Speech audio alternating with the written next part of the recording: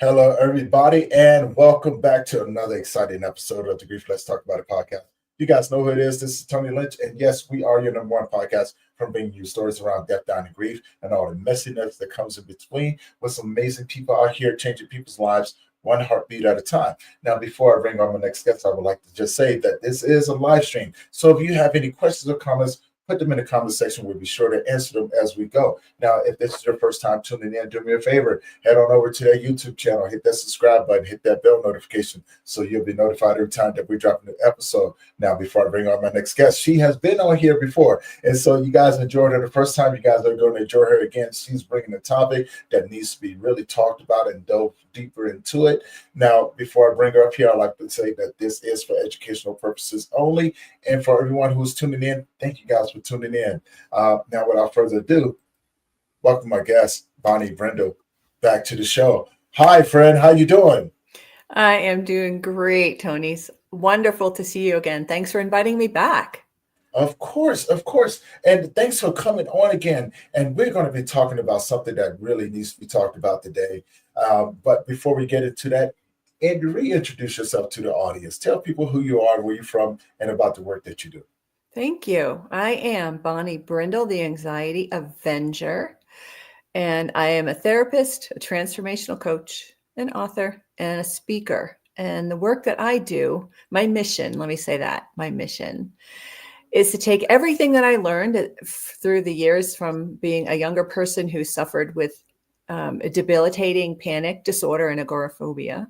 Take all the things that I learned about surviving and thriving out of that space into a much happier and calmer and more sensible life, and share that with others, both in individual therapy work that I do, in coaching, group and individual. I'm beginning to work with HR departments of businesses because HR departments are really under a lot of pressure right now. And to help them help their staffs. And I do speaking for high schools, universities, businesses, you name it. Anybody, because anxiety is kind of universal. And it's growing. It's growing for all of us these days. So, a lot of different avenues that I have the privilege of engaging with people and engaging with audiences as a speaker, which is just a gas to me. I love it. I love it. And and again, such amazing work that you do. Such amazing work that you do. And, so we're talking about a topic today. Tell people what we're going to be talking about. Well, grief, let's talk about it. So when people say grief, we tend to think of the loss of the life of a person or an animal that we've loved and working to cope with that. And that's certainly part of what we'll talk about today. But grief has other definitions. And one of them right now is societal grief here in the US.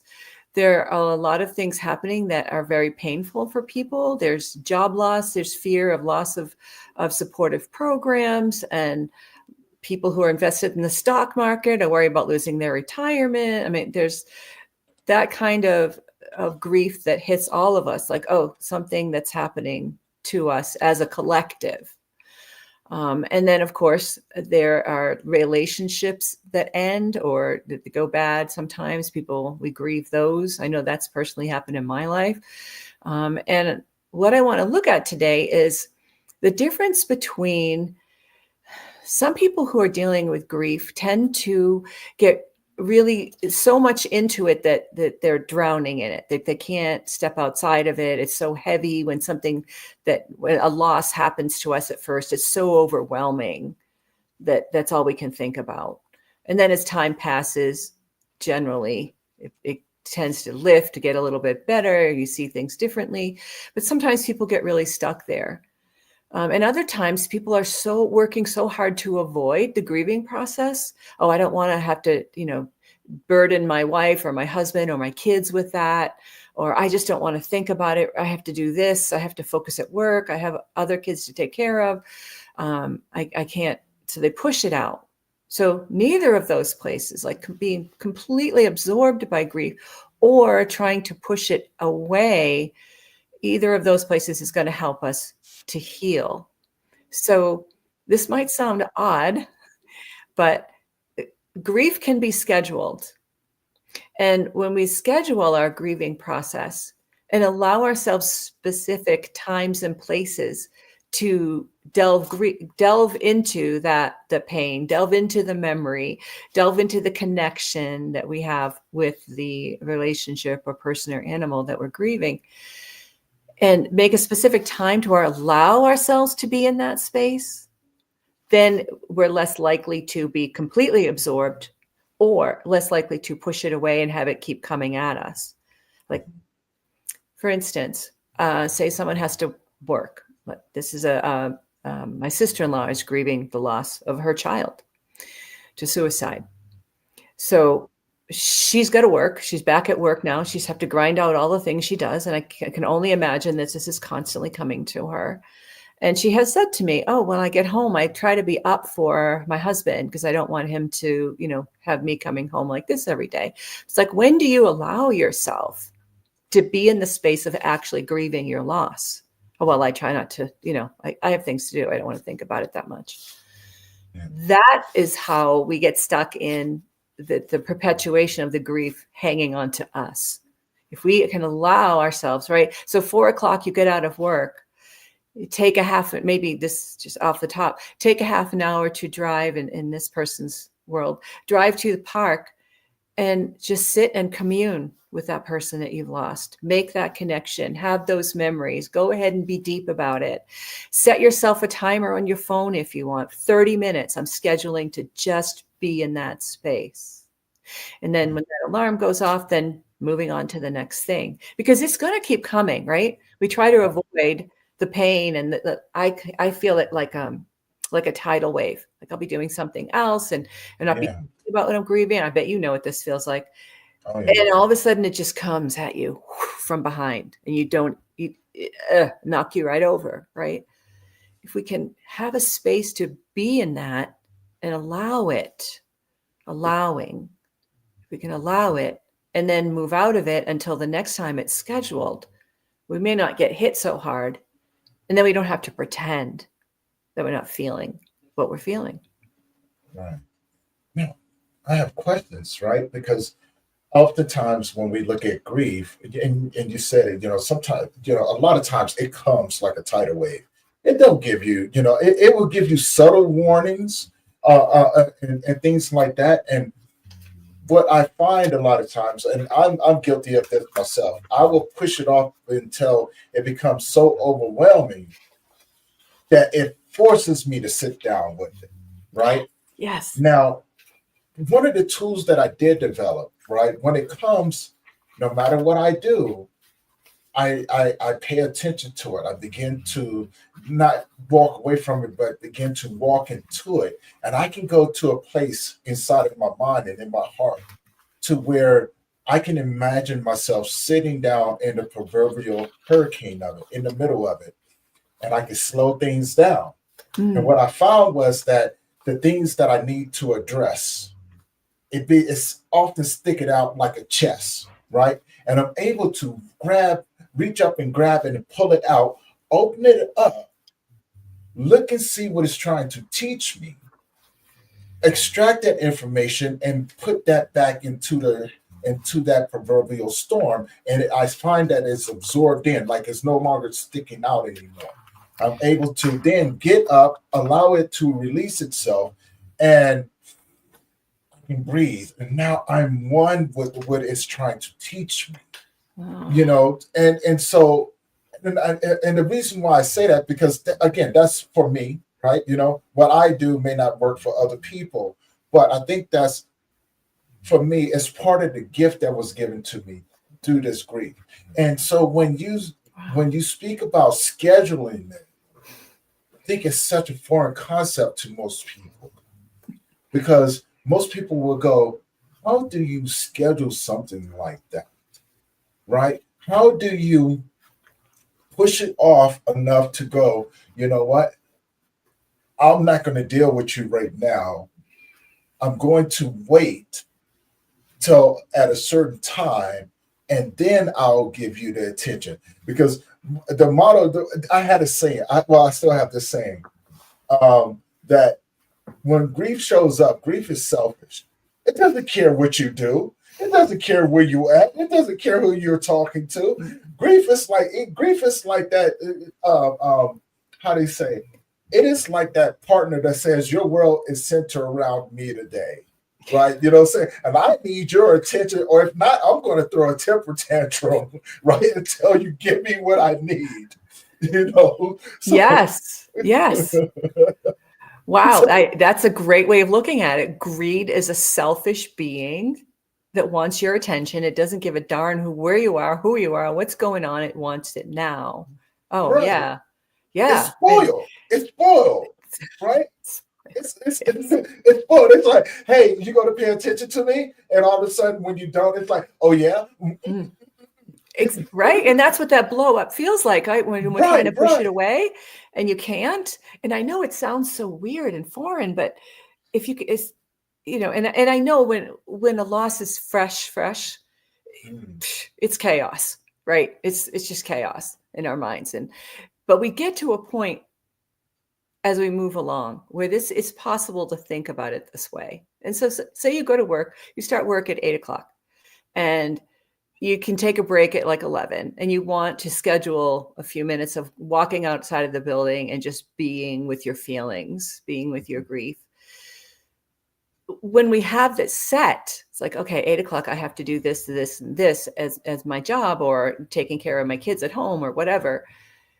Knowing that at 11, I can go there. I can allow myself to feel these feelings at 11. My little timer will go off at 11. Okay. Now you can clear everything else out.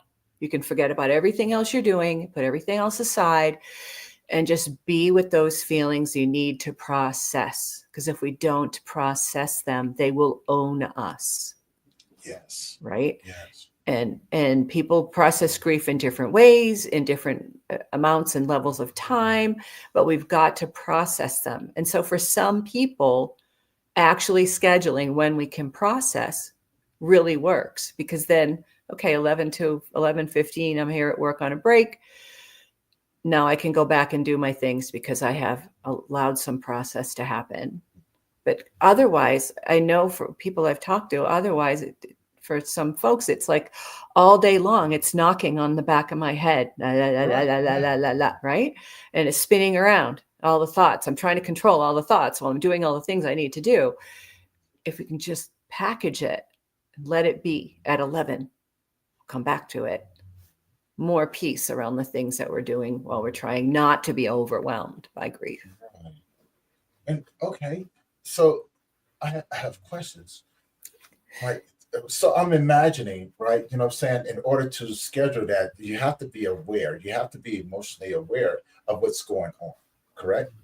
And so in order, some of the tools I think that could be handy in something like that is journaling, right? Journaling what you do day to day, from moment to moment, when you're feeling, when these feelings are starting to arise, what's going on with you, right? Where you're at, what you're doing, things. It's everything is in the small details. Like you could be, say, for instance, walking through a mall, and you're going through a food court, and you get this whiff of something that's very familiar to you that will spark an emotion that comes about, right? Or you can be watching a TV show, that will remind you of something, right? That will spark that as well. So I think understanding those small little details and paying attention to them can be a great way to, become aware, to begin to start to schedule out that time, right? Because and it may take a little bit, right? Because you have to be aware of your triggers, right? What's sparking these things? What's sparking these are different emotions. Yeah. But I also, and I could be wrong, please let me know. You have to be aware of what you're feeling in those moments, whether if it's depression or anxiety, sorrow, maybe it's confusion, maybe it's a bout of anger, right? But then anger can go in many different ways, because anger can also be a form of tears that we're often trying to mask, right? I know as men, anger is a way that we cry, right? This is a way that we can maintain our masculine identity through that, but also understanding reaction versus response could be a factor in these things as well. But these are things I'm just laying out as you're speaking, because I find this is fascinating, to be able to unpack that, but also understand, you know, you know, how to take those proper steps to schedule. Yes, and it's not easy, but you unpacked a lot just in the thought process. So going back to reaction and response, I just several days ago posted an article on LinkedIn about exactly that. Are you a reactor or a responder? Well, we're both of those things, depending on where we are, right, at a certain period, whatever's going on with us. But when you think of being able to schedule the time where you can journal about it, you can doodle about your grief, you can talk out loud to that person or animal, you can do whatever in your own private time that you've scheduled to process that, that's responding. Mm-hmm. Right? Reacting is like when that tidal wave comes up and I'm completely swallowed by it, or I'm not dealing with that. No, right? That's more of a reaction. Those are more reactive behaviors. Mm-hmm. A response, yeah, you're going through the mall and that funny smell of, I don't know, Cinnabon or something reminds you of your son because he loved Cinnabon, right? Whew, those are heavy. Those triggers are heavy and they hit you Yes. hard, especially early on. They hit so hard, but they don't ever stop. Right? When you've lost someone, they may diminish, but you still, you get them sometimes, right? You get them, right? Yeah. Things that remind Oh, you yeah. of your son, right? But they soften a little bit over time. But say you're in that mall and that thing happens, and well, I'm here because I need to go shopping for whatever. I can pick up my phone right now and time myself for a half an hour. And in a half an hour, I can get back out in the car and I can go into that. I remember my son and I used to like enjoy Cinnabon on a Saturday afternoon once in a while, and all the feelings that you want to process about that loss. It doesn't have to be in that moment. And I'm saying any of this is easy to control, but to work toward practicing Yes. allowing yourself to have the feelings and process the feelings and not have them run you. Like you said, grief is greedy and selfish and, wants to do whatever it wants with you when it wants to, Mm-hmm. to not have to allow that. But I understand how we get so triggered by that. A good friend of mine who lost her husband and her son within 6 months of each other. Um, I'm just having this memory myself when we were both horse people, and we were looking at a hay bale, big spare bale of hay, and we put them in nets and we hang them up for the horses. And somebody who didn't know her history just was joking about, God, that hay net is huge, dude. It looks like a body bag. And she flashed back like explosive. And witnessing that in my friend, that, this is several years after all this stuff happened, but boom, that immediate trigger triggered that memory of seeing that vision brought back to her. And we both hugged. We just hugged each other and held each other for a minute. And I said, well, we're here at the barn. We're safe with the horses. This is probably a good time if you want to process this. You want to go off by yourself, and if you want to talk to me about like whatever you feel right now that you want it. And she said, yeah, I just hold me for a minute while I settle, and then I will pick this up when I get home, when I feel like I want to be by myself with it. I'm like, cool. But at that moment, she was able to be with it, but then also put the follow-up, the process, the time that she wanted to spend with that in a certain place and time that she would get to. And then we went back to the activities we had around the horses, and she was able to continue what was happening. Does that make sense? No, it makes perfect sense. It's not easy. It makes sense, No, but no, not no. easy. Well, and that's, see, here's the thing. It's not supposed to be easy, right? You know what I'm saying? Because anytime that we lose someone or lose something, that's a separate connection, Yeah. right? But it's also an opportunity to have a different connection. And so the gap in between. So it's just like, if you can look at grief and the similarities, even if you lose a job versus if you lose someone, most people don't see the similarities in that. They're going, well, I lost a job. Well, I lost a loved one. What's the time after that, right? You know what I'm saying? If it's fresh or anything like that, we all go through something similar, right? Oh, you know, there's a stage of shock that comes along with that. There's a stage of disbelief that comes along with that. There's a stage of trying to bargain, and things, and then there's a stage of pointing the finger at something or someone. You know, if you would have done this, I wouldn't have lost this, and you know, and it's all the same across the board. So you know, but I love the fact that you brought that up, where you know you allowed your friend to have that moment of time, but it's the grace period where you're developing and starting to understand, starting to connect the dots and everything, to allow yourself to go to begin to realize or develop the concept of your new life through the way that you're going to be looking at it. Because every time you experience something, life changes.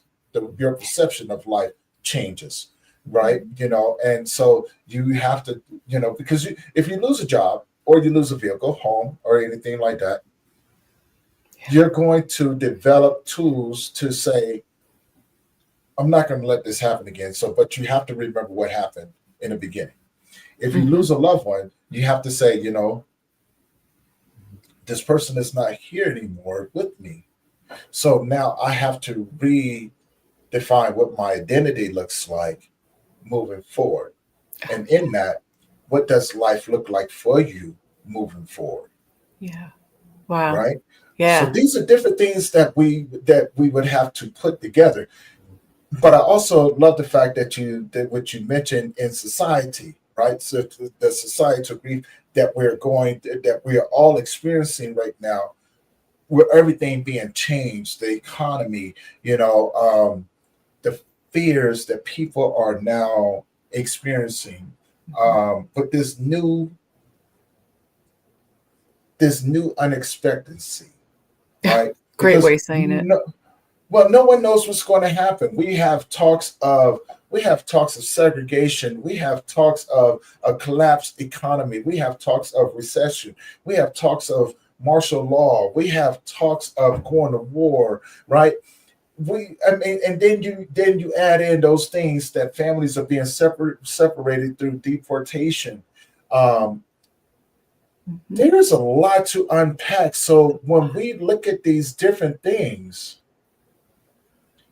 how do we separate what's going on around us from what's going on inside of us to allow ourselves to process and schedule these different things? Because if we're living in a constant state of fear, there's going to be a constant state of surviving, correct?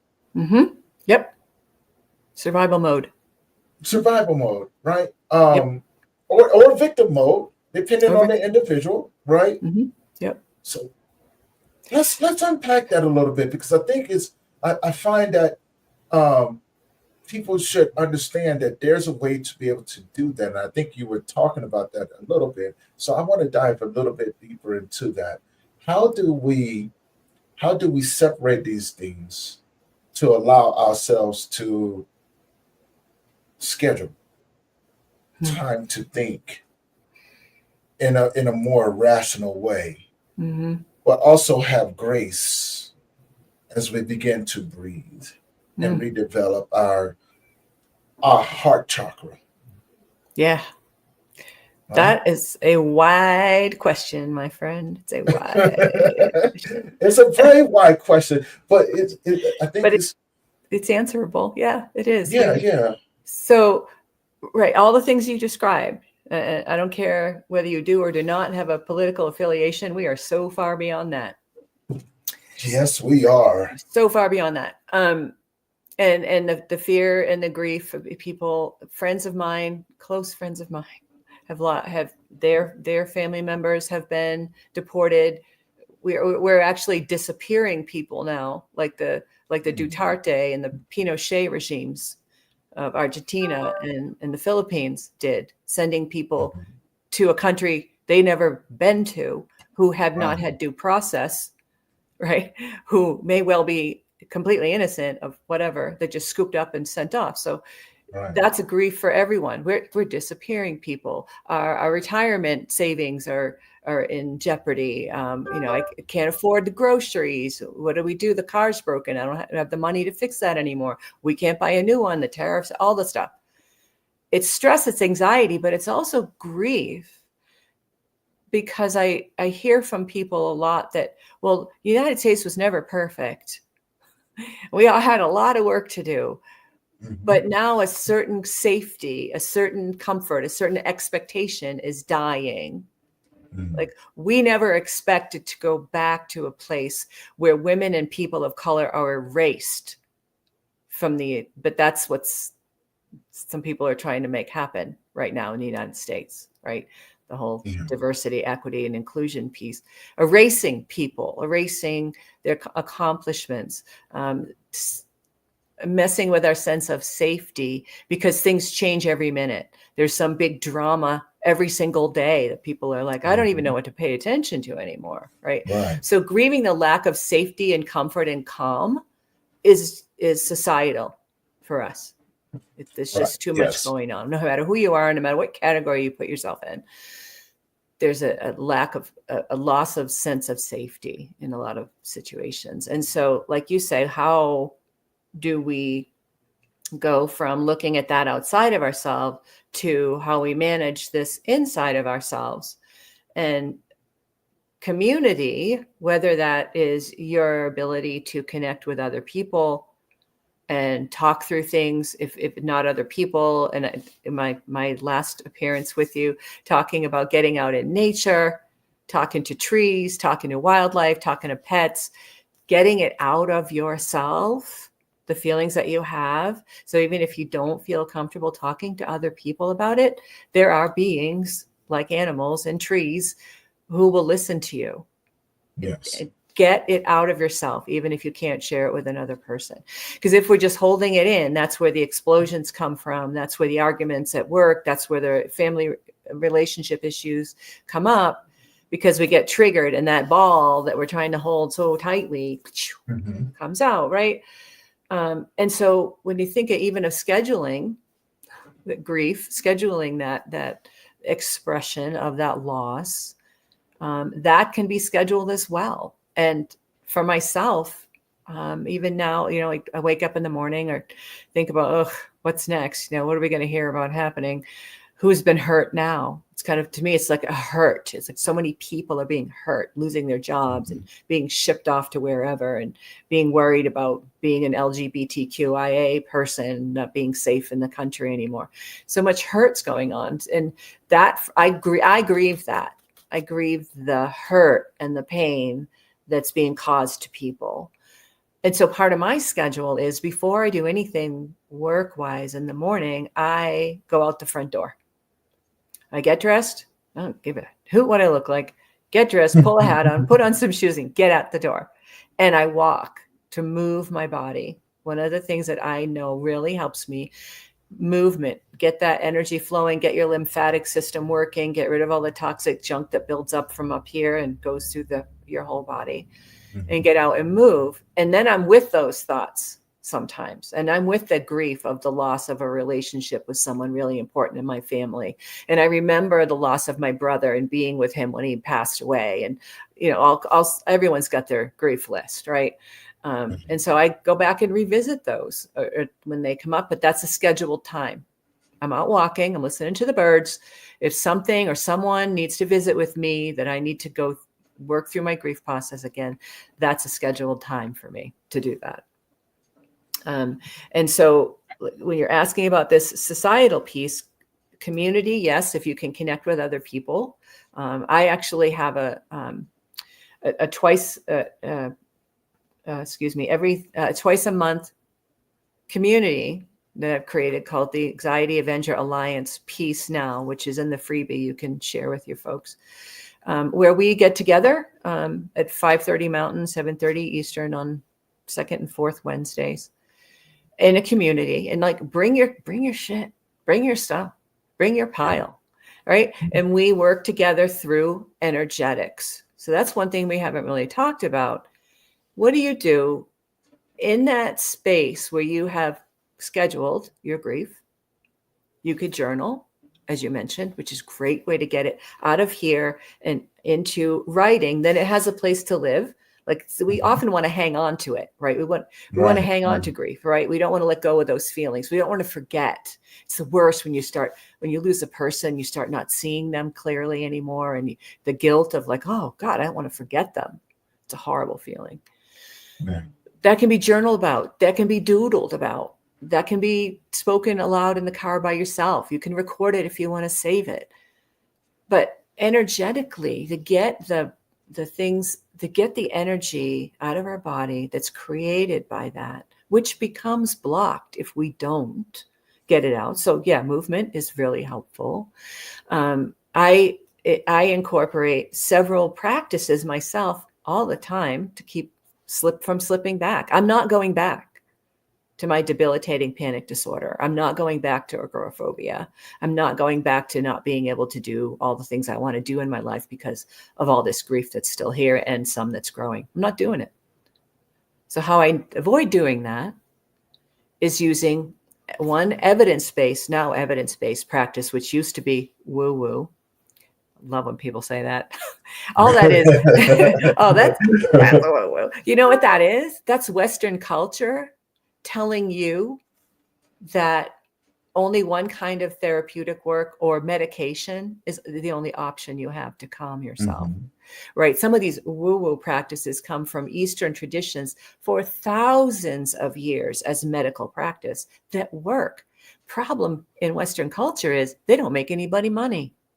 Right, exactly. Right? The drug industry, how much money do they make every year on antidepressants for people who think they can't function without them? Medication is not the lack of medication isn't the problem, right? It's us knowing how to manage. Yeah, a good friend of mine who's a practitioner here in Colorado said that exactly to me last week, and I had the same reaction. I went, whoa, lack of medication is not the problem.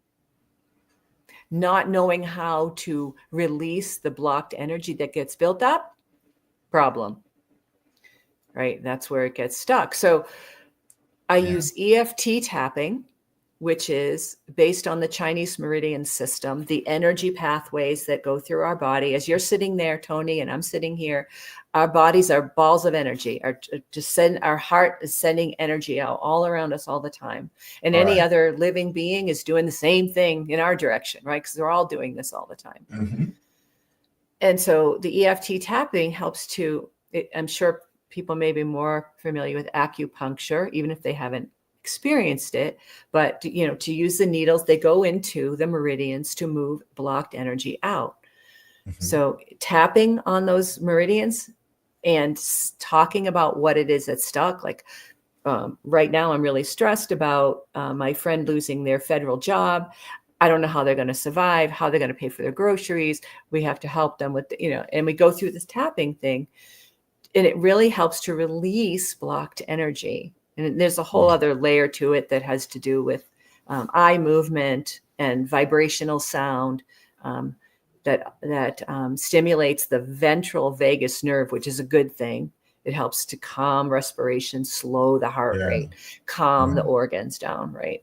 And also Jin Shinjutsu, which is, again, thousands of years, Japanese meridian-based practice. That isn't verbal. There isn't a verbal component, but it is helping us to reset, reconnect our energy pathways in our body by hands-on and working on ourselves on holds on our own body. One that I do all the time, and I did it last night. I woke up, had to use the bathroom at 3 a.m. because that's what happens when you're 63. So got up. You know it. You know it. I love it. I love it. I love it. It's just the fact that you brought it up. I was like, I get that. And, I'm pretty sure there's a lot of people out there right now like, ooh, girl. Oh, yeah. Yep. Haven't slept an entire night for a few years because I always got to use the bathroom. Oh, man. Yes, and I do it's understand an opportunity that. for all that wine to start up again, right? Because you're a little bit awake. You don't want that. So in Jin Shinjutsu, each finger has an energy. And just super briefly, the thumb is fear, index finger, worry, middle finger, anger, go figure. Ring finger. Perfect finger. Hello. I wonder how they figured that out. So that's where that comes from. Answer the question I did have. Anger today. Right. It answered a question I have. Why do we use our middle finger to express that? I'm like, thousands of years ago, Japanese in the meridian system knew that this is connected to anger, sadness, and pretense. So fear and worry, right? There's a lot of anxiety going on. And for me, when I have to get up and use the bathroom, I'm kind of awake. And if my mind gets started, it's grinding on the things about the government. It's grinding on the grief of the loss of my relationship with someone in my family. It's grinding on the too many things I have to deal with tomorrow, blah, blah. So I would literally hold, and you can just finger hold if you have, for me, worry and fear. So it's an anxiety thing. I'm holding these fingers with the other hand, and it doesn't matter which side. And you just want to firm, but not tight, just, relaxed. I go back to bed and I lay my hands against my pillow holding those fingers. Or if I'm feeling really sad about that loss, I'll hold my ring finger, which is sadness. And it helps me to go back to sleep. That energetic connection, just connecting one side to that finger of sadness, those fingers of anxiety, helps me go back to sleep. And people look at me and go, that's woo-woo. I'm like, yeah, but it works. And I don't have to pay a monthly fee to medicate myself and worry about the list this long of the side effects. Right. Everything I do is safe. If someone says, that doesn't work for me, okay, but I can't injure you or make you sick or cause some other horrible disease like drugs do with the work that I do in EFT tapping, Jin Shinjutsu, wildlife imagery, which is a therapeutic modality I developed back in 2005. And I have 6 wildlife, and this took, years to develop specifically, but I help other people figure this out. I don't tell them what to do. I help them figure out what wild guides can help them with the things that they're looking to calm for themselves. So I have 6 wildlife guides that are with me all the time: wolf, horse, bighorn sheep, dragonfly, hawk, and snake. Hawk is giving me the big picture. Snake is clearing the path in front of me. Dragonfly is helping me to transform when I get stuck. Bighorn sheep is helping me take the next steps up height.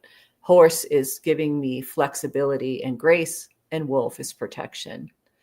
And I surround myself with them when I meditate, or if I'm out doing something in the world and I get triggered by something, I'm pull my friends in, take a moment with a breath, ask for their assistance and ask them to show up for me.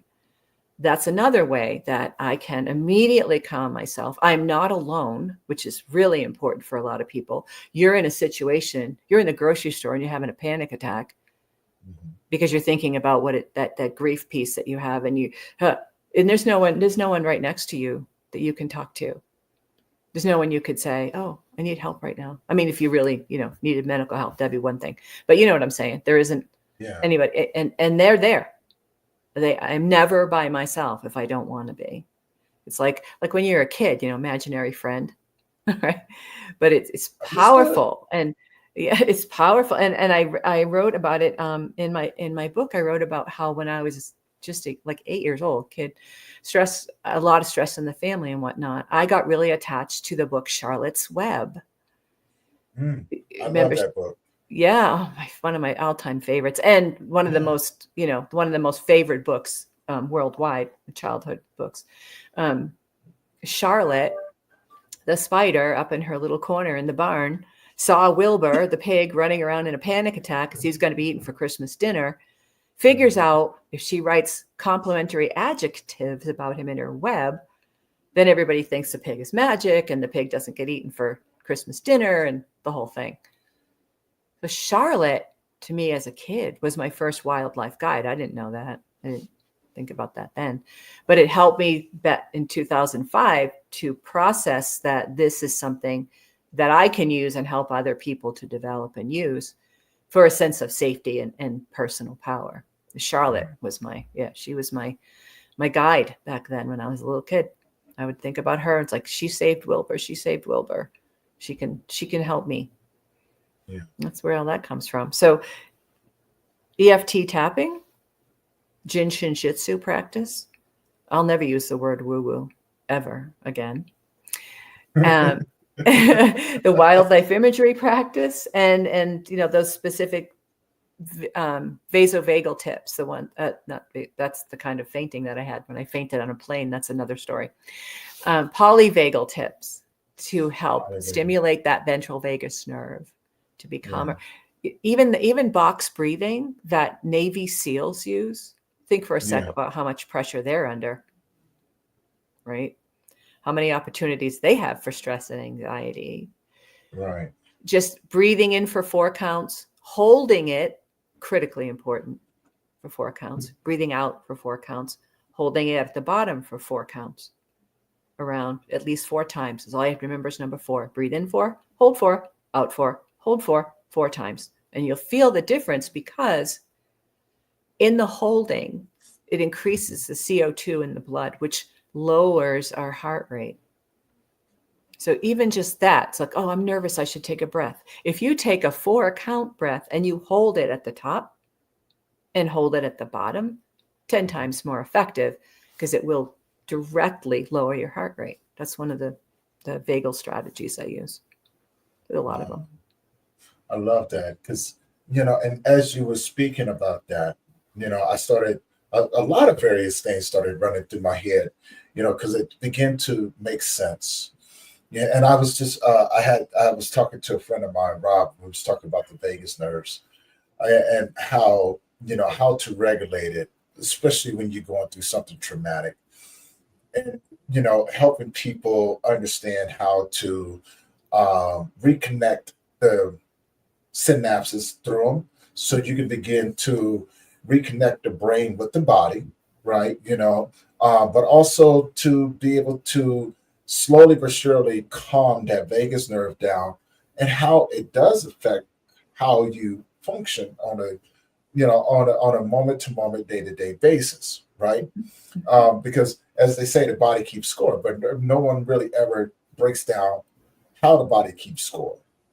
And that vagus nerve is primarily the beginning of every nerve beginning and ending that you have. I know they say it goes through the fingertips and through the feet and things like that, but it starts somewhere and it ends somewhere. People don't understand that it loops back around.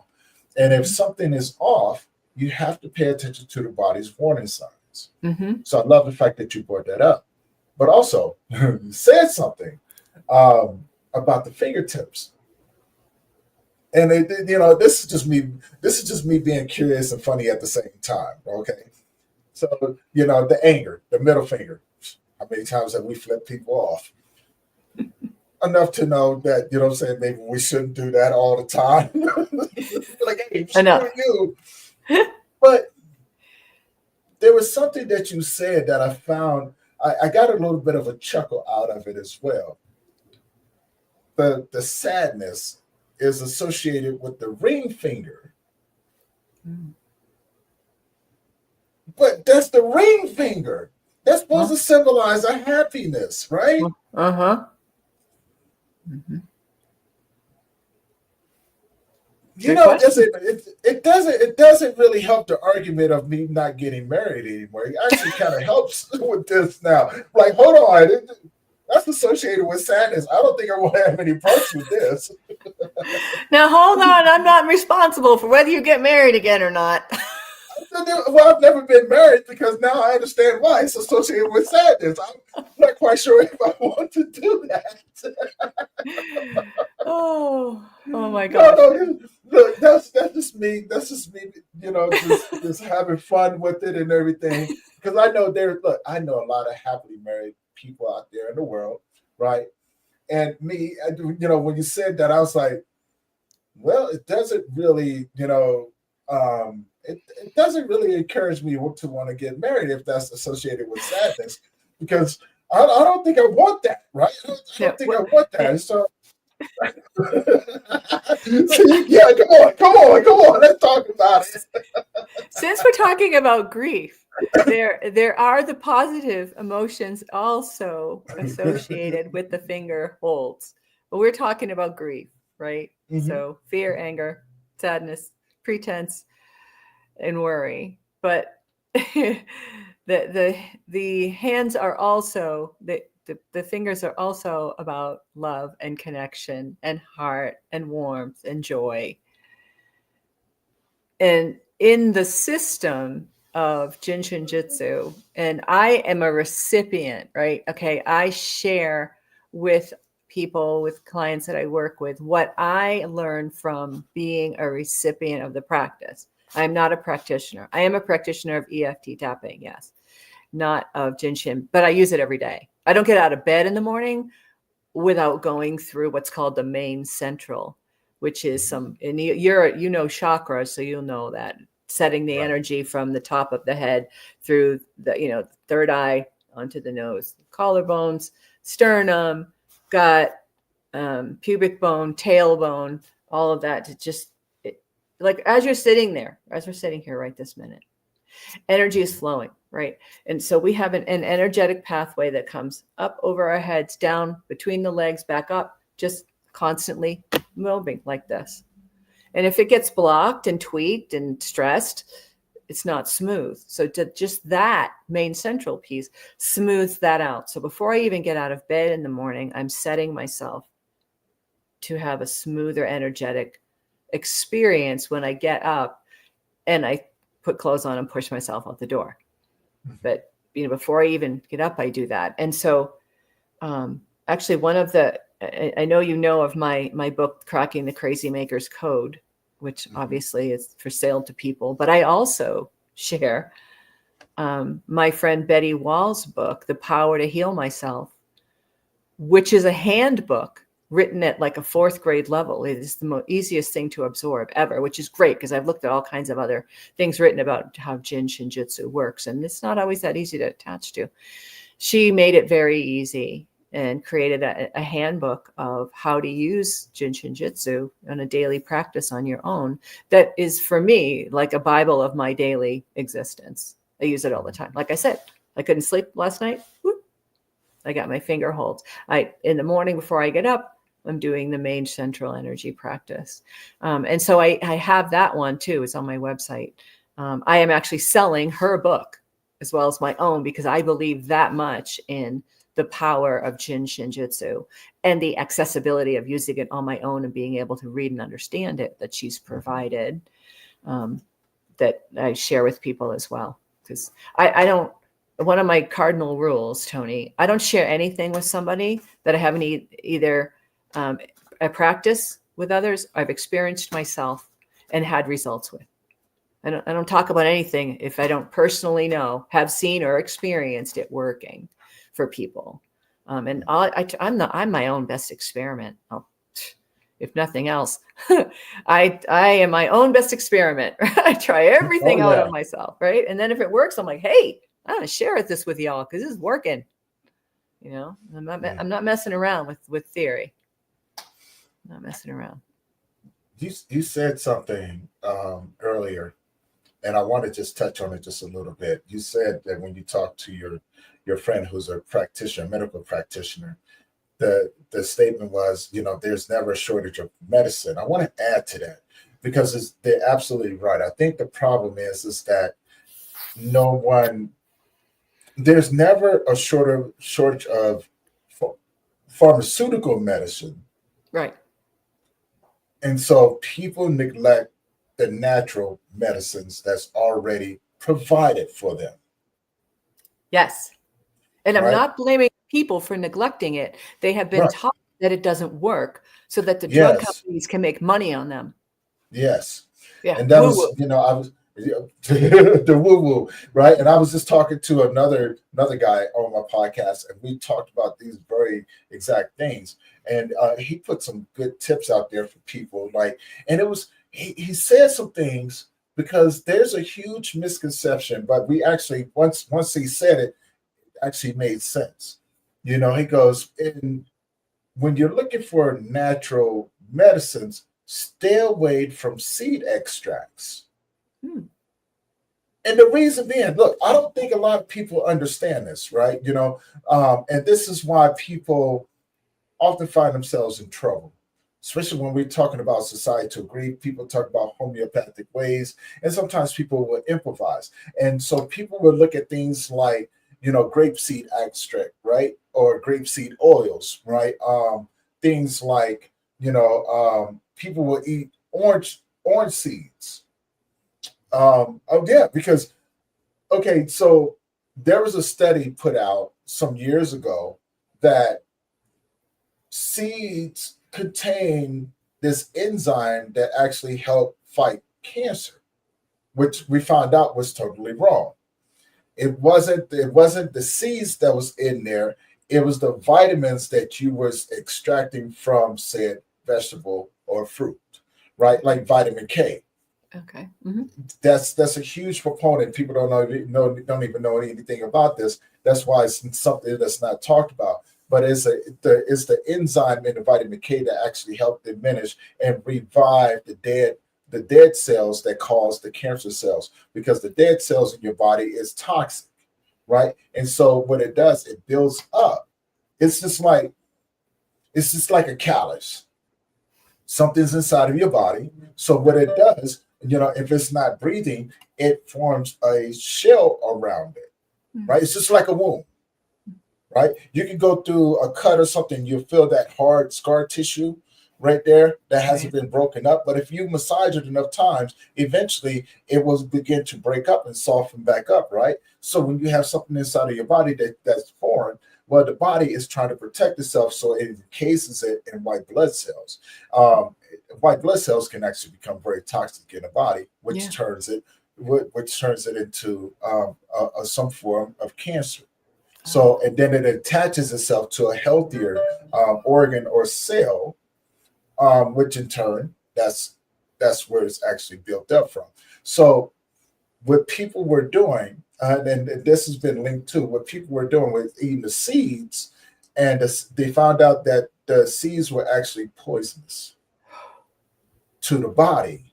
So grapeseed oil, things like that, grapeseed extract, any sort of seed extract, you're supposed to stay away from. And these are things that you find in a vitamin owl that people don't pay attention to. You just get told one thing and people will go and grab that, right? Now, when we talk about grief and things like that, people don't understand that this actually will associate this will actually associate to how you feel during the process of grief. It will actually contribute to your depression and your anxiety, those deep emotions, and sometimes the numbness or the absence of emotions, because your body will take away from that to disperse what you just put into your body, which is a toxic enzyme. Right? Yep. Yeah. And most enzymes are not natural. Right. Like milk enzymes are not natural to the human body. This is why it has to go through a process in order for, and they have to put more enzymes in there so the body doesn't push it out.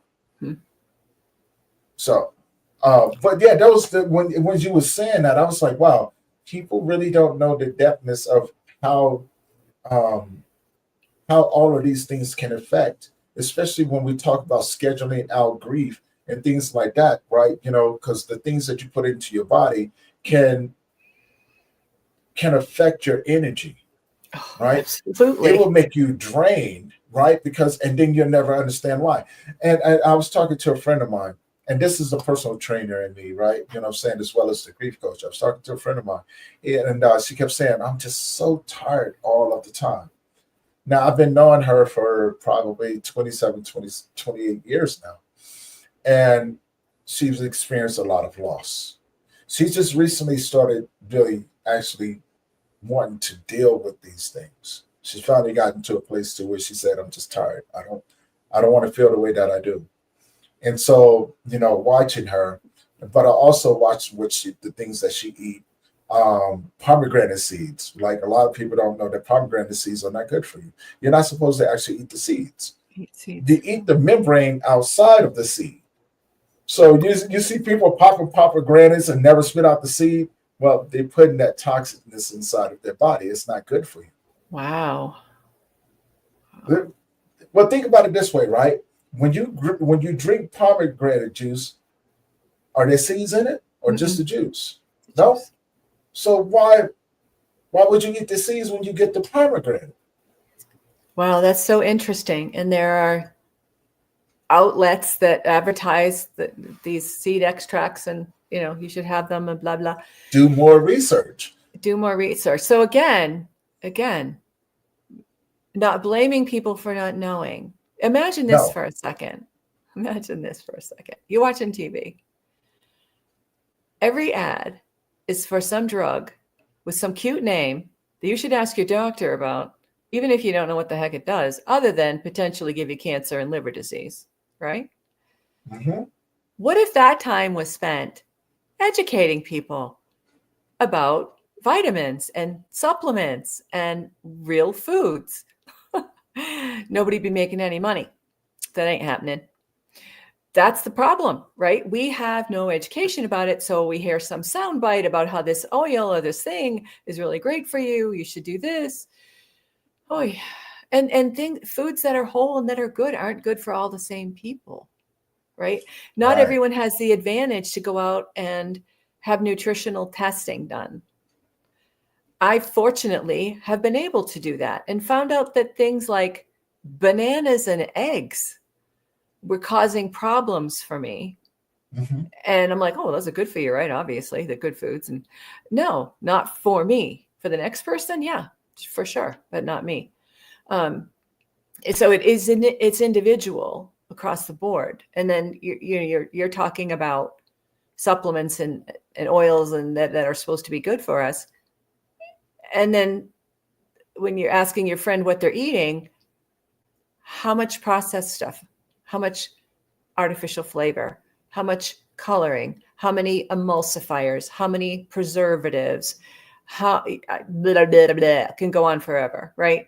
Mm-hmm. Um, Actually, not long ago, a woman on a lovely podcast for women and over 50 asked me the question, if you had a superpower, what would it be?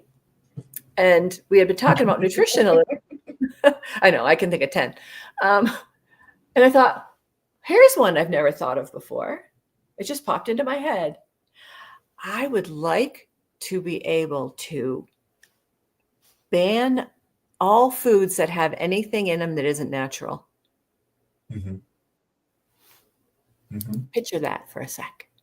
Exactly. Ban all foods that have anything that isn't natural in them.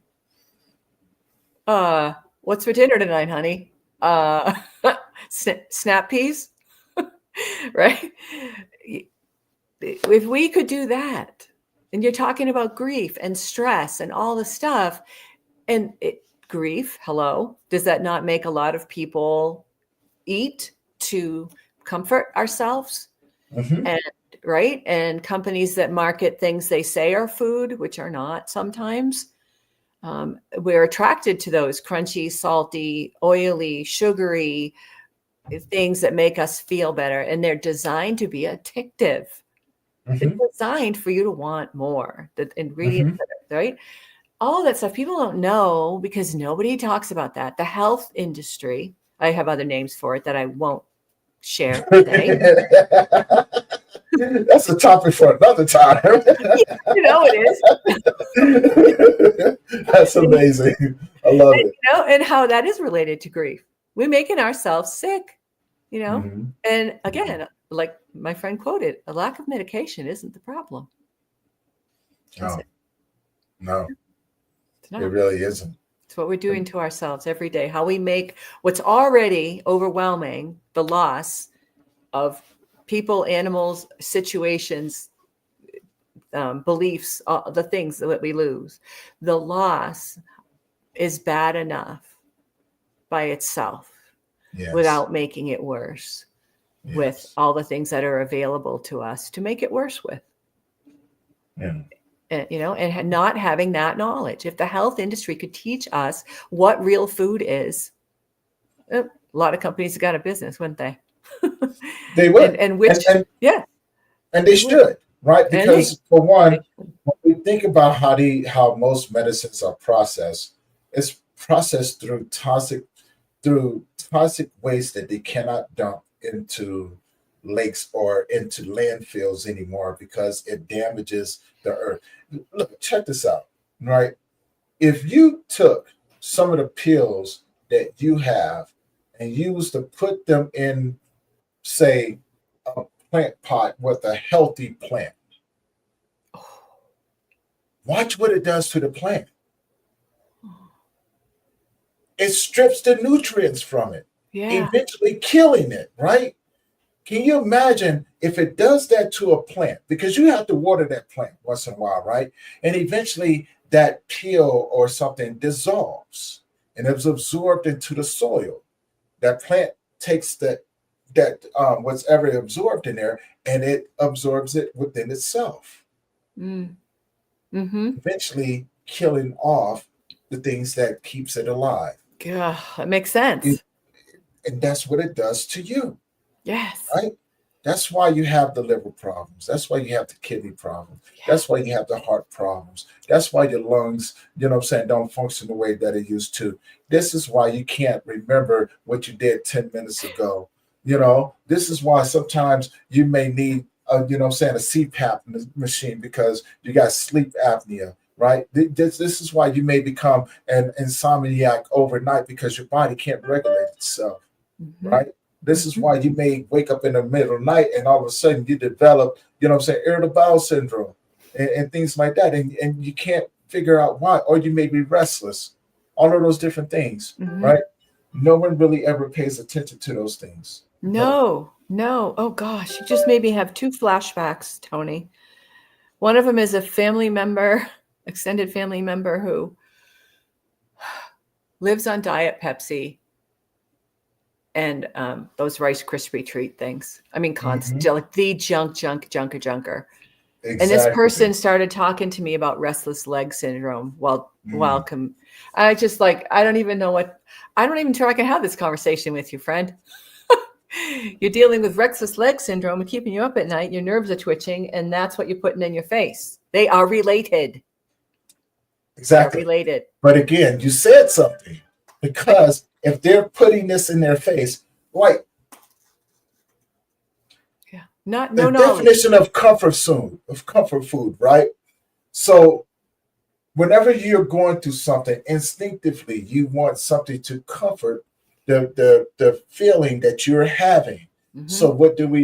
We go back to a place where things were safe, where things were comfortable, where where you then feel these feelings and you associate the food back then to what you're feeling in the present. So Yeah. that ice cream, like me, I'm guilty of it. Like I love my butter pecan ice cream. Oh, my Okay, favorite. yeah, I love it. Right. So if I'm feeling something, I would go and sit down and grab my butter pecan ice cream with a brownie or something, or maybe a little one of those little pecan pies, right? Oh, That they say that you're supposed to eat in moderation. Well, I have no moderation when it comes down to that. Yeah, I'm going straight through the whole thing, and I put that ice cream on top of there, or I may get real creative and start. I start dipping the little pie into the ice cream now. So now I'm double dipping. Now I'm double dipping, right? Is it healthy for me? No. Did I do it in moderation? Probably not. You know what I'm saying? Am I going to pay for it? Probably so, right? But it's the definition of comfort food. It makes, and I know instinctively, Tony, don't do this, right? Don't put that into your body. Being a personal trainer, being a bodybuilder, things like that, I know better, right? I know what's good for me. I know what's not good for me. Does it stop me? No, it doesn't. Because when I'm going through something very traumatic or something that makes me feel very deeply, I'm looking for comfort, not Yep. safety. Yep. Right. And so when we talk about the anxiety, when we talk about the grief and being able to schedule it out, things like that, sometimes people will associate that with scheduling it out as well, right? You know what I'm saying? Because in this moment, I'm comforted.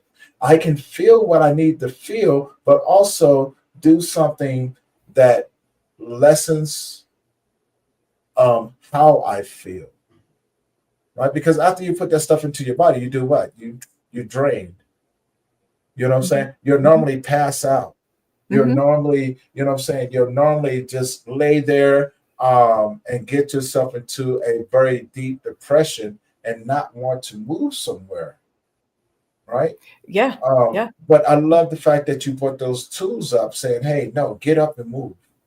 Get up into society. Take your shoes off. Put them in the ground. Right. Put water into your body, right? But make sure that it's filtered.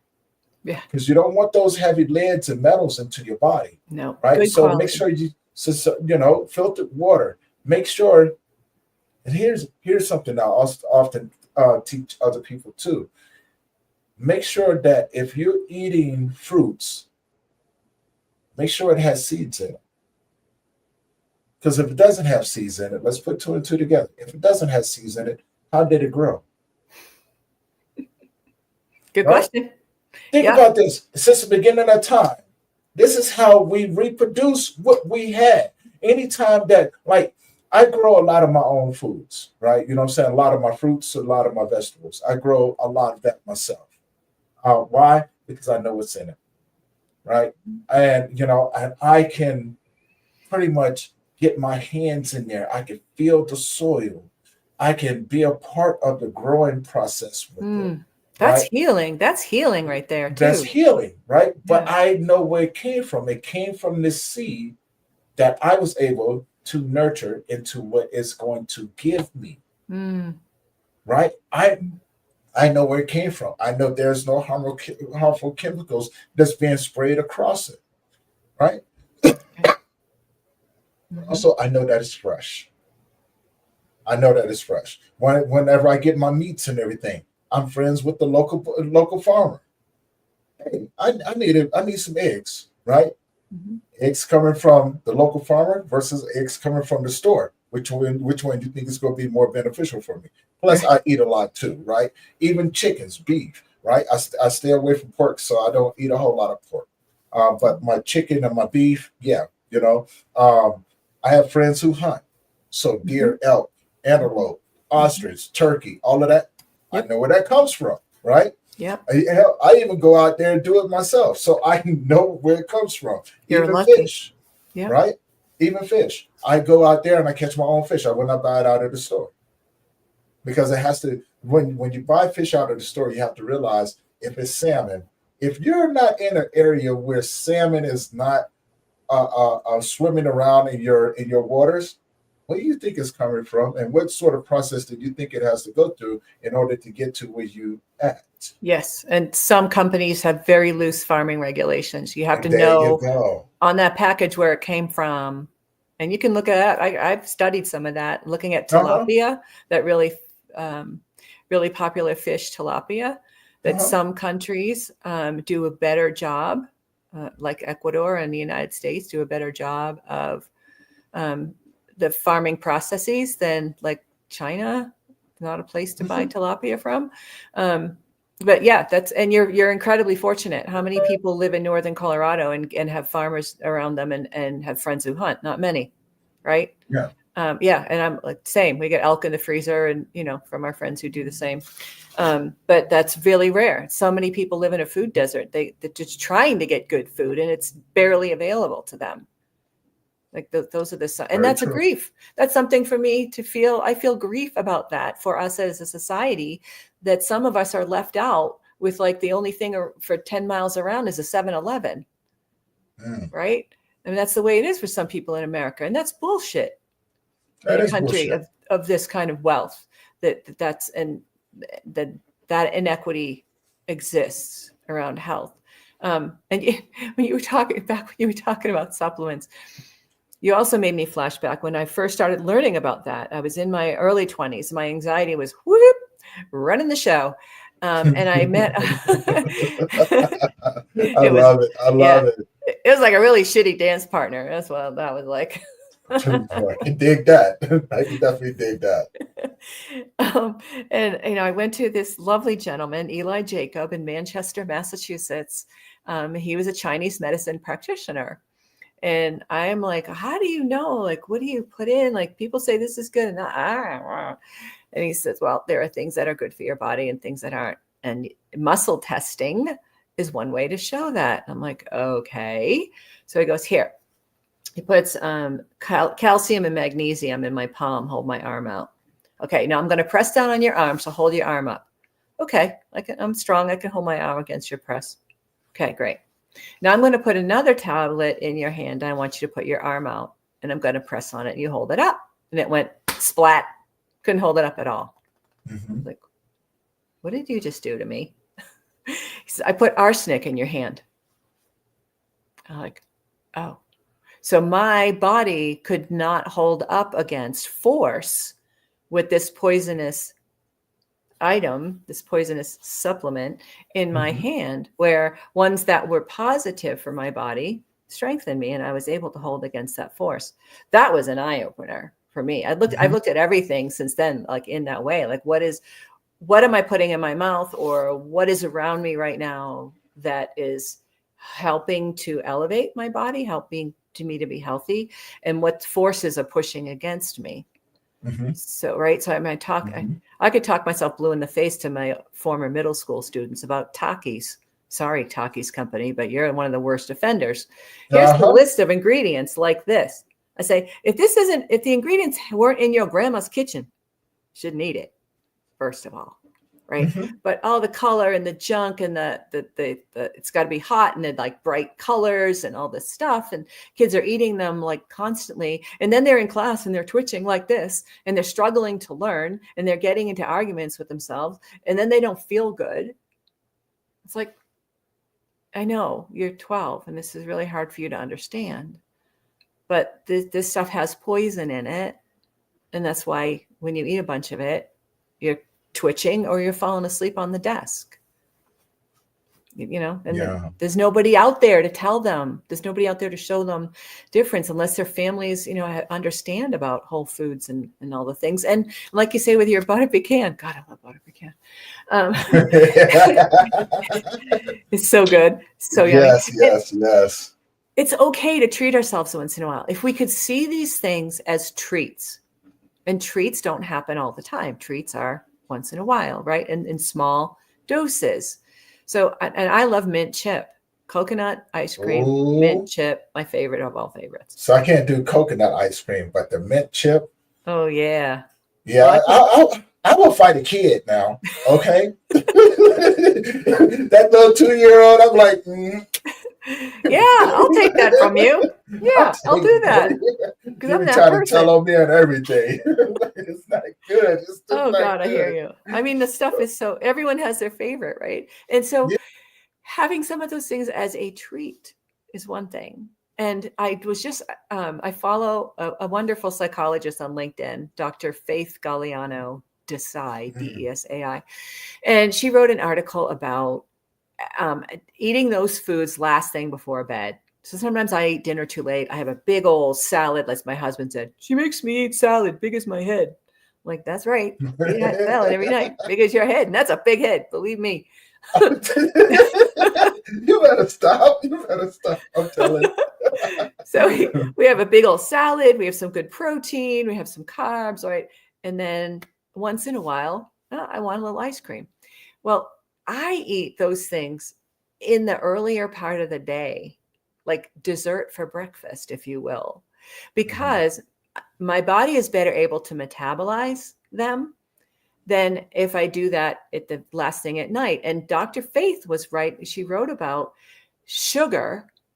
When we put that in our bodies last thing, it can cause the 3 a.m. anxiety wake up, the, oh my gosh, the world's coming to an end, doom, the I can't handle this, all the things that happens to people. And I know it happens to me, that panicky 3 o'clock in the morning thing sometimes.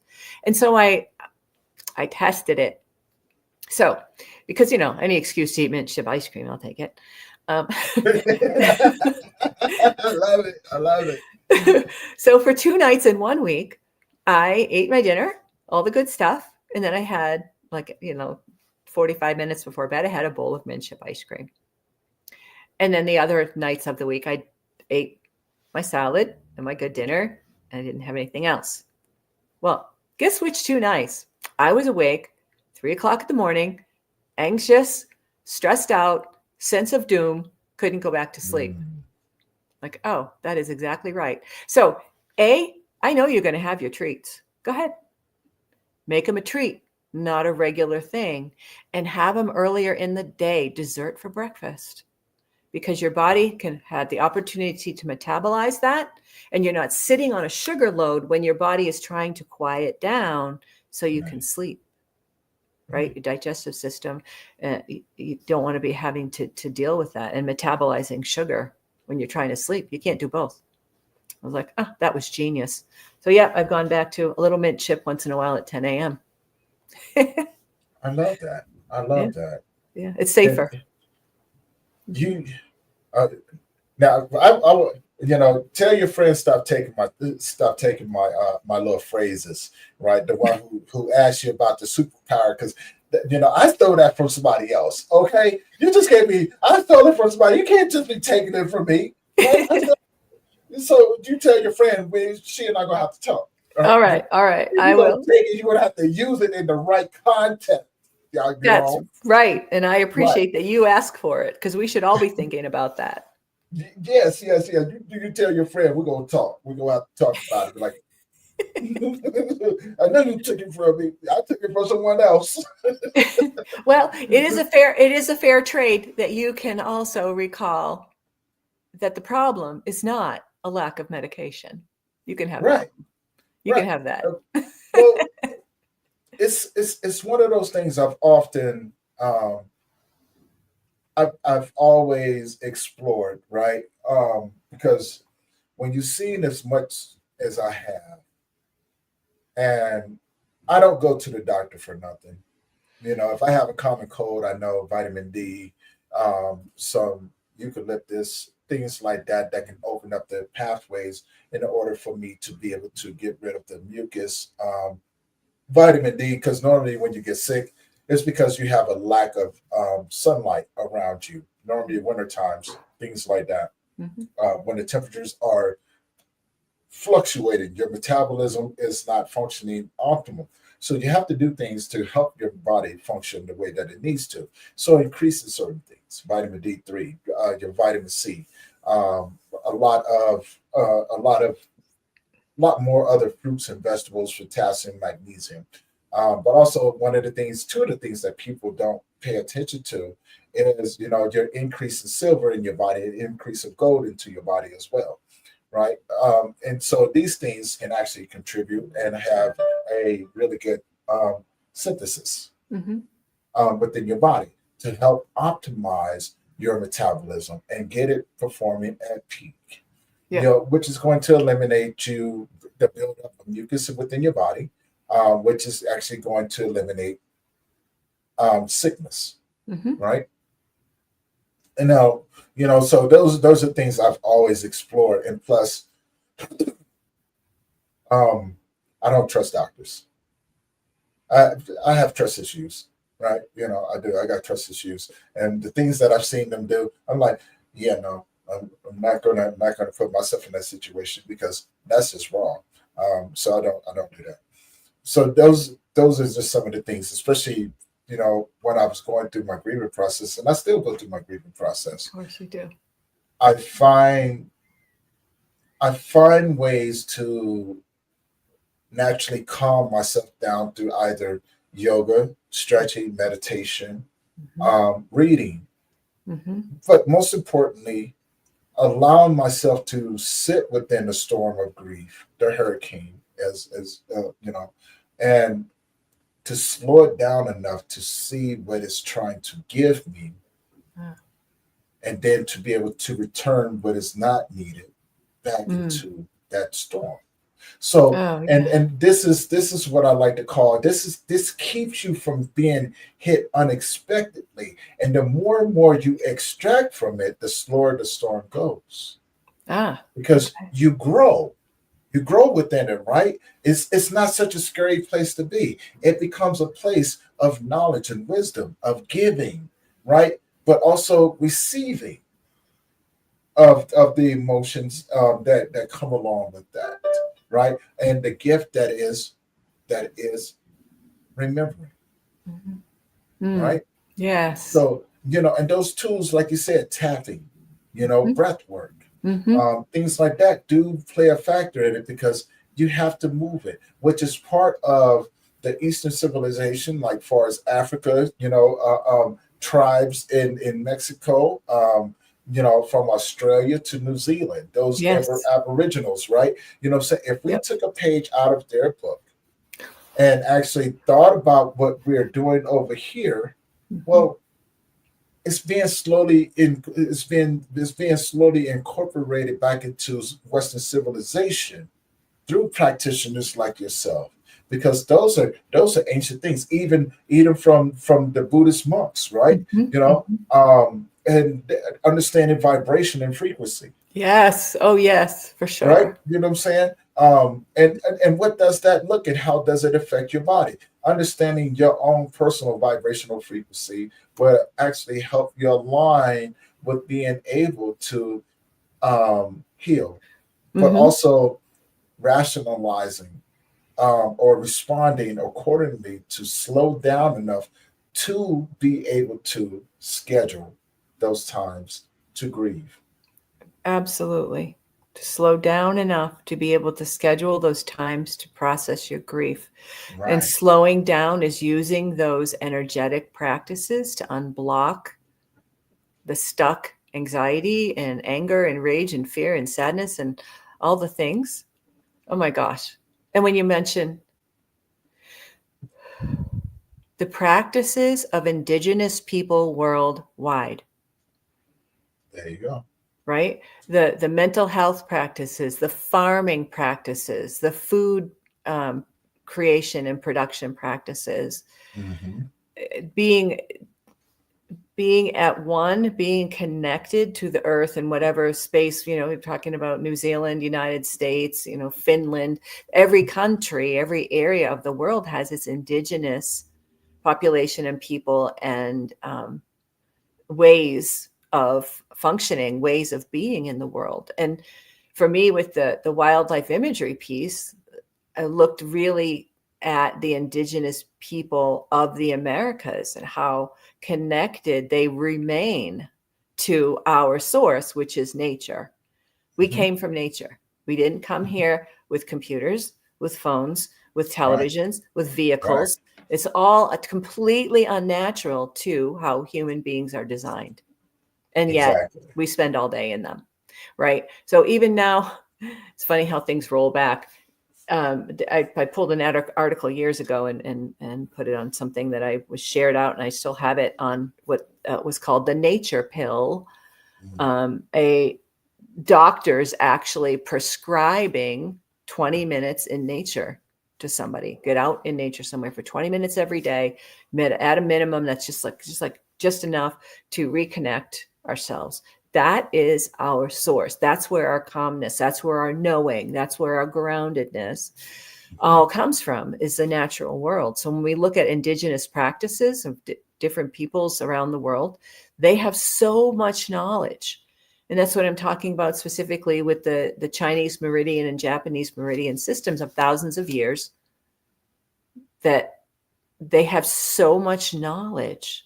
And here we are in the United States with our little 200 plus year society, like we know everything, and we reject, right? I mean, look at how the Dust Bowl happened from, farmers tilling up all the soil all the time and taking that whole top layer off, and we got drought, and then it blew everywhere, and all the things happened because we had this crop and this crop and this crop. And you look at indigenous people, and they plant different crops together that are symbiotic, so that kind of thing doesn't happen. And yet, do we listen? No. We certainly didn't then. We certainly No. didn't then about how to plant and manage. And these indigenous peoples have so much understanding about how to function in the world. And yet, that's woo-woo. That's just woo-woo. That's crazy stuff. The biggest thing that no one pays attention to, what's the differences between the pharmaceutical companies that or the pharmaceuticals that we use here and what indigenous people use? Oof, my goodness. Yeah. It's only one. Synthetics versus natural. Check it out. We get our pharmaceuticals from a company. They get theirs from nature. Right. But who's the healthiest? Yes. They are. And they are. And all the and this has definitely ramped up in recent months, is trying to go after people legally who use natural drugs, if you will, you want to call them that, who use the natural things that these nations, these groups, these people have used for centuries, and make them illegal. Like there's a whole thing, in the United States, especially Colorado too, about peyote, right? It's something that indigenous Americans have used, ayahuasca, since, time immemorial. But if we can make those things illegal because they're dangerous, then the drug companies benefit from that. And there we are back to synthetically created medications and things. So it's all about the buck, dude. It's all about the dollars, right? But it's just, it's like, there's a lot of things. I can't talk about it up here, but there's a lot of things that they do, that the United States do, that is just not okay. Of course. And when you go back and look at the basis of how the medical field was formed, there was a statement. They put it out in front of everyone, and they said, how to capitalize on people's illnesses, but to become a billion-dollar industry is to never present people with a cure, but with the hopes of being cured. Oh, that hurts just to hear that. Right? It's the hope of being cured. Because if you have a hope of being cured, then you're going to take whatever I give you, because I've given you the hope of getting better. And as long as there's hope, you would do exactly what I need you to do. Yeah. In turn, I become a billionaire, and eventually you die. In a lot of cases, that's the truth. I mean, there are some drugs that really are necessary and helpful, and so many that are so dangerous and so overprescribed and so overused and have so many side effects that we're making people sicker with a lot of them. Yeah. We're making people sicker. Or let's talk about the other side of it, right? Here's something that people I find pretty hilarious. So let's think about Oxycontins and Percocets and things like that. Yep. It's legal for the doctor to prescribe them to you. Yep.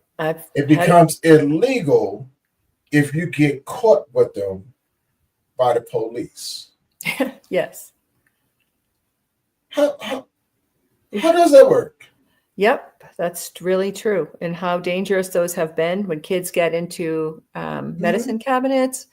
I remember when I broke ribs and had a riding accident years ago and broken ribs. I was in all kinds of pain, and right away they prescribed. And I thought, well, I might take one or two to get through the first couple days, maybe. I don't know.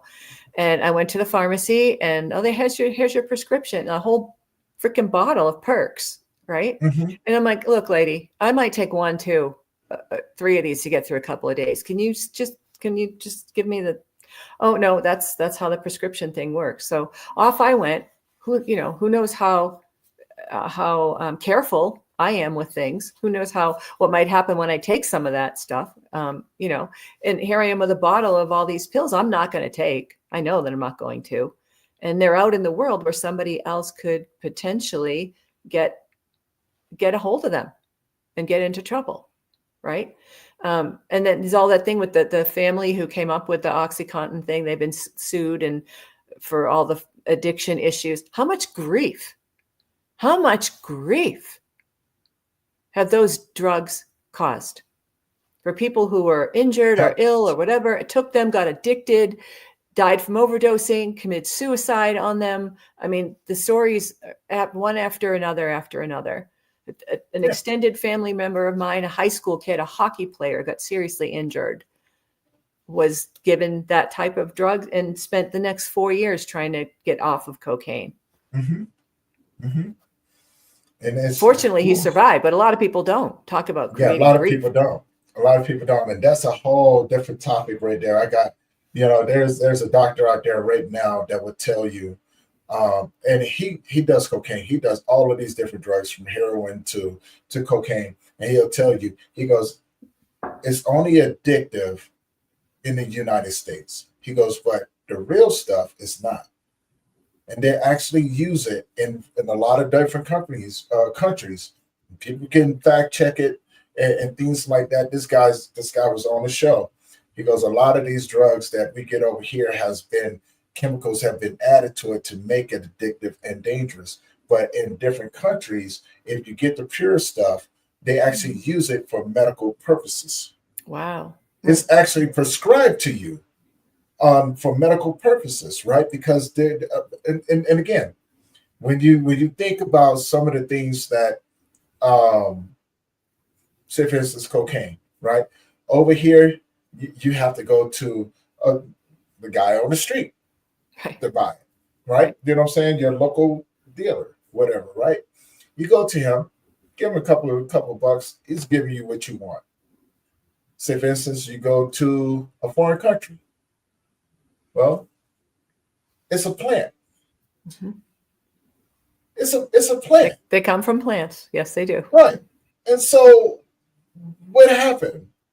Not saying, look, I'm not promoting drug use or anything like that. I'm just saying, as a Western civilization, um, we have gone too far in the wrong direction when it comes down to helping heal ourselves in natural ways. Yeah. And the things that are beneficial to us in natural ways are outlawed because they're beneficial to us, and there's no monetary gain in watching people heal.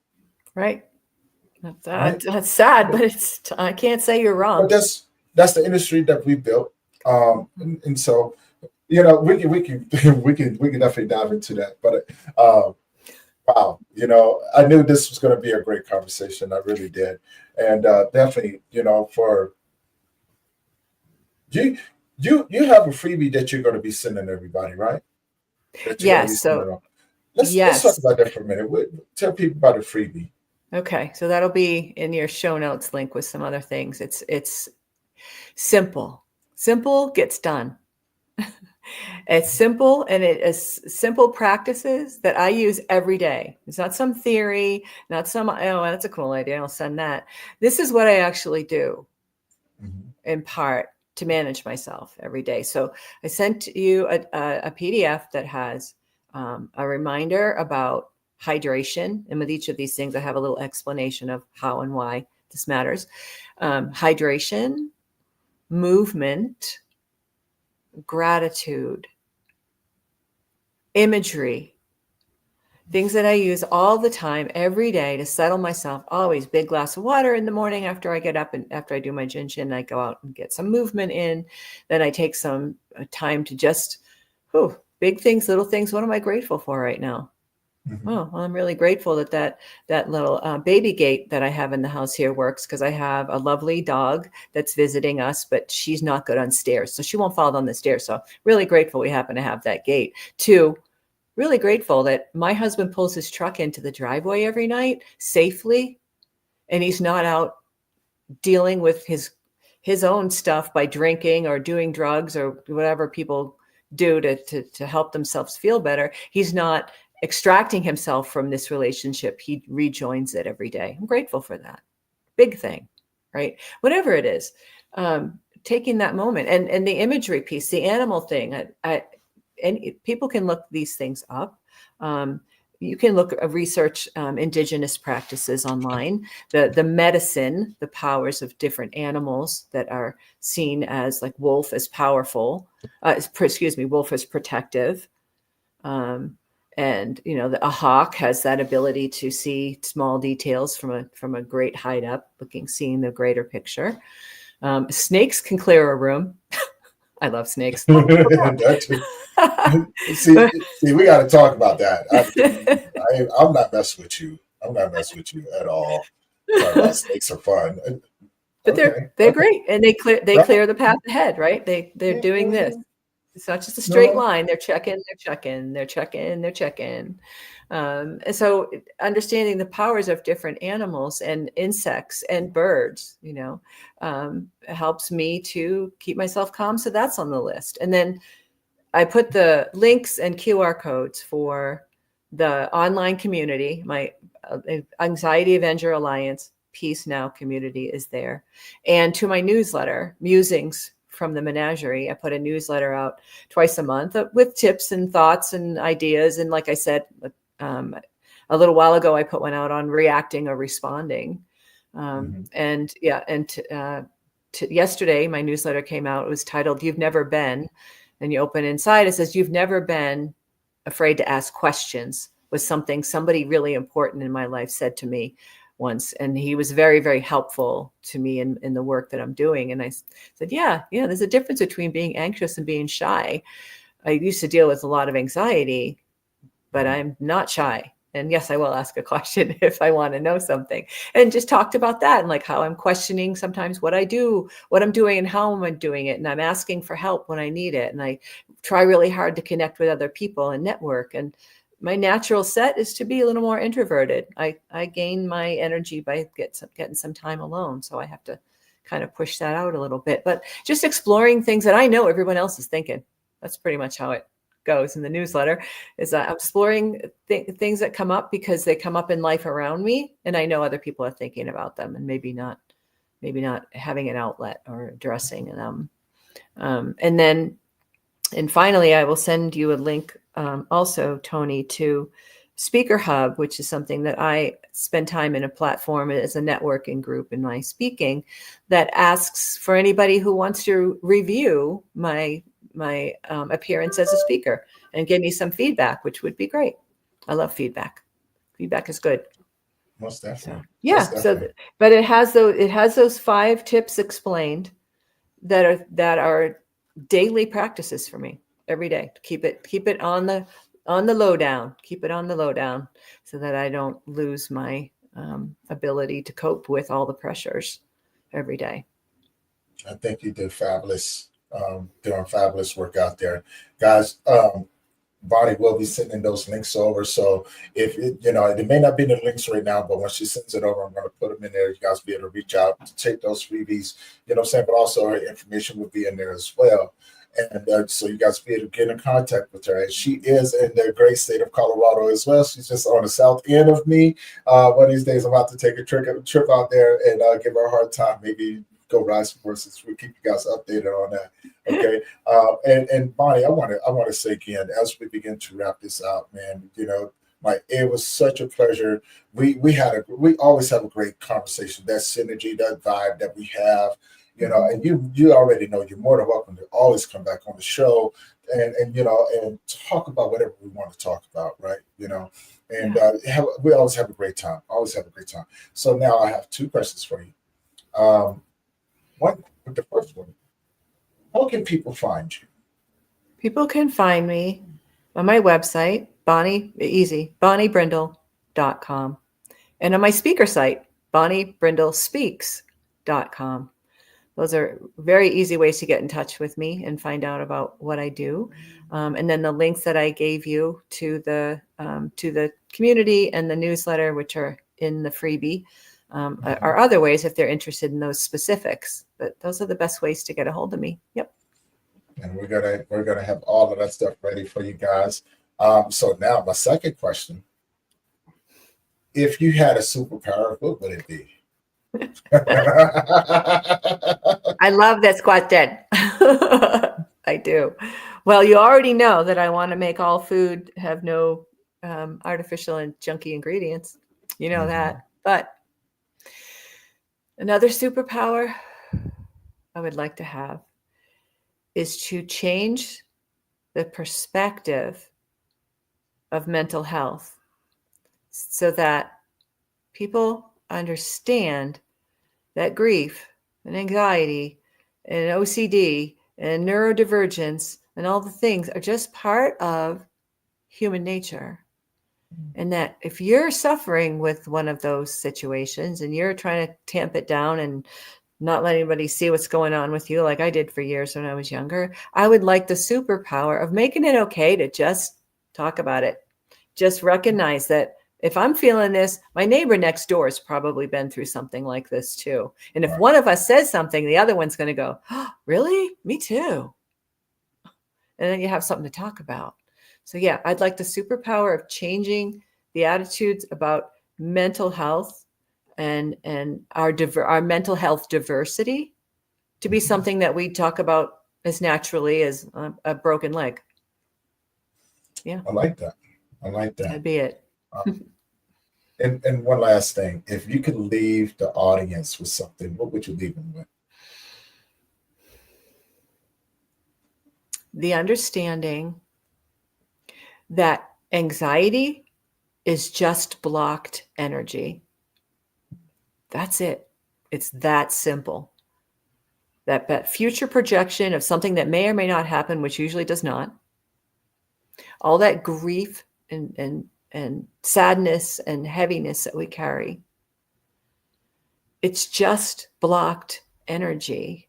And as we go through a healing process, we can release it safely and without drugs. I'm living proof. I'm no longer walking around panicking, having panic disorder, and I'm not stuck in my house with agoraphobia. And I can get on a plane tomorrow and fly somewhere by myself, which I couldn't do for some years when I was a younger person. I just couldn't go to movies, sit in movie theaters and ride in elevators and take trains and be in, a closed room with a large group of people. All those things were off limits to me when I was really anxious. And that's not the case anymore. So anxiety is just blocked energy. It can be released safely. And I'm living proof. I do it all the time. Yeah. The problem isn't a lack of medication. The problem is not a lack of medication. Right. It's the lack of the right medication. That's a good way to say it. Right. So yeah. Wow. Again, Bonnie, thank you. Thank you for joining me again today. We're going to be doing this again, guys. So you guys keep an eye out for that as well.